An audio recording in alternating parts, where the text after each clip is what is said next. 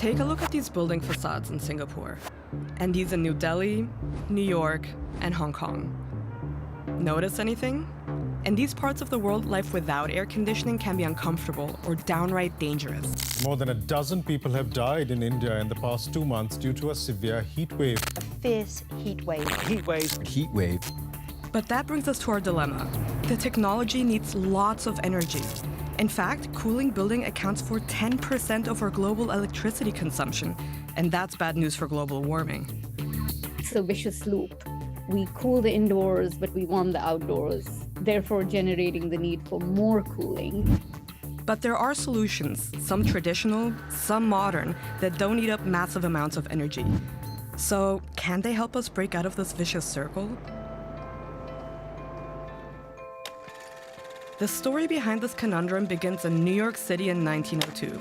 That's where the engineer Willis Carrier laid the foundations for the modern air conditioner. He designed an engine to control the humidity in a printing plant because it was warping the paper. Simply speaking, the system blew air over coils filled with cool water. Not only did the humidity condense on these coils, but the air in the plant also became comfortably cool. Over the next decades, more developed versions of the primitive system made it into businesses and later into American homes. This lucky baby will sleep quietly through the night. Yes, no matter how Suddenly, resting, working, living during hot weather was not only possible, it could be pleasant. Nowadays, Americans are still some of the most prolific AC users globally. 90% of US households own an air conditioner. In some of the hottest parts of the world, it's not even 10%. But other countries want to catch up. Just look how much more energy some of these emerging economies are projected to use in the coming decades to cool their homes and buildings. This is 2016, and this is 2050. If you see India's air conditioning market, it is growing in double digits. Ankit Kalanki is working to open up the global market for high-efficiency air conditioners. India's population is growing. India is getting even more hotter, but also a large portion of Indian population is urbanizing, is moving to cities. And all of that together constitutes to a huge demand for air conditioners. Because of trends like these, global energy demand for space cooling is projected to triple by 2050. The question is how to meet the soaring demand without exacerbating the heat. Because in much of the world, the energy-guzzling technology is powered by fossil fuels. These emit lots of greenhouse gases, which make the atmosphere hotter. And nowadays, ACs have refrigerants running through their coils to absorb heat from the warm air. Some of them are literal greenhouse gases. You don't want those leaking out of your unit. On top of that, air conditioners cool indoor spaces by pushing out the heat that refrigerants absorb. That means they make the immediate surroundings hotter too, and people who can't afford ACs suffer most from that. So we've got a threefold effect as a result of air conditioning on the atmosphere, and being able to reduce it down through either efficient cooling or to cooling without air conditioning is really a smart solution to get there. This is Prasad Vaidya, an expert in passive solar design. He says there are 3 steps to cooling sustainably. First, we need to reduce heat at a city-wide scale because that is access for everybody. You may have heard of the urban heat island effect. It's when urban areas like these get warmer than their surroundings because all this concrete absorbs and retains heat. And there's also lots of waste heat from human activities like transport or, well, air conditioning. Creating more spaces with shady trees and other plants lessens this effect, like here in Berlin. The Colombian city of Medellin was able to reduce average temperatures by 2 degrees Celsius only 3 years after planting green corridors. The interconnected network of greenery spans dozens of waterways and busy polluted streets.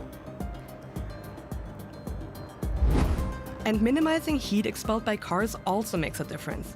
In Spain, Barcelona's superblocks prioritize pedestrians and cyclists. But scale matters. The city's Institute for Global Health estimates that 117 heat-related deaths could be avoided every year if hundreds more blocks were introduced. The next step is designing buildings that aren't as reliant on air conditioners. And this is where we can really learn from traditional architecture. Before technology, all people around the world found solutions to survive properly. Charles Galavardin leads bioclimatic architecture projects in countries like Vietnam and Mauritania. That means the designs take local climates into account. So we have to study carefully all this vernacular architecture. Some modern buildings are already doing this, such as Qatar University, which uses wind towers to keep its buildings cool. This method has been used in Iran and other Middle Eastern countries for centuries.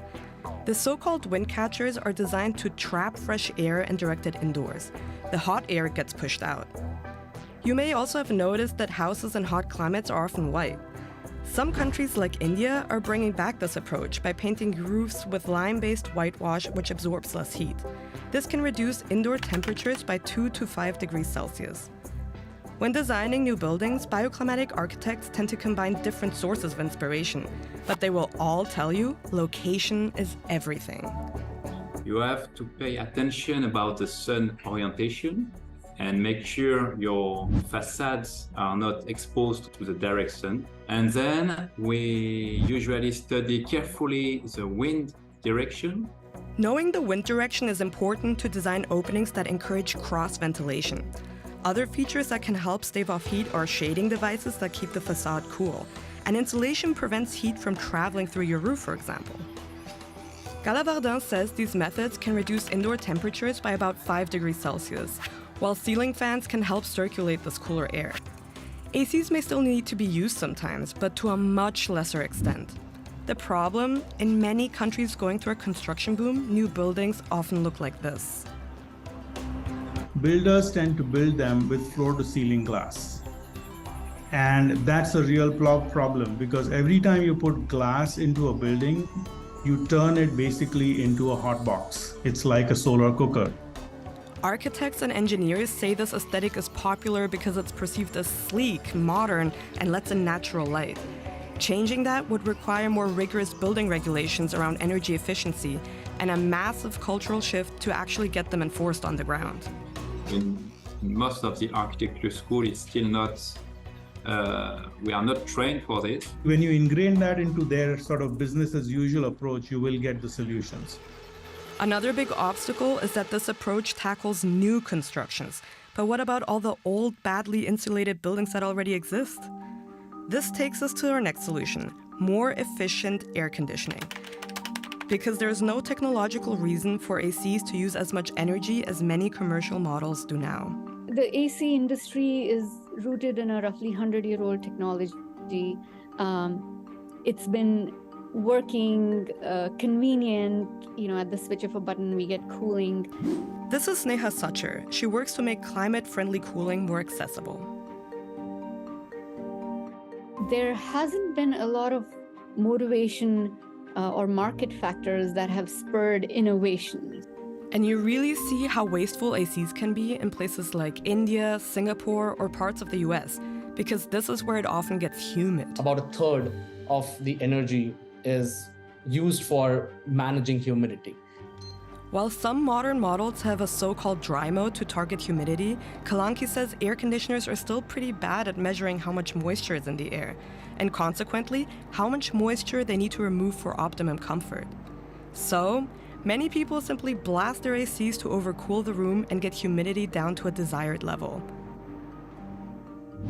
In 2018, an innovation competition called the Global Cooling Prize showed that there are ways around this.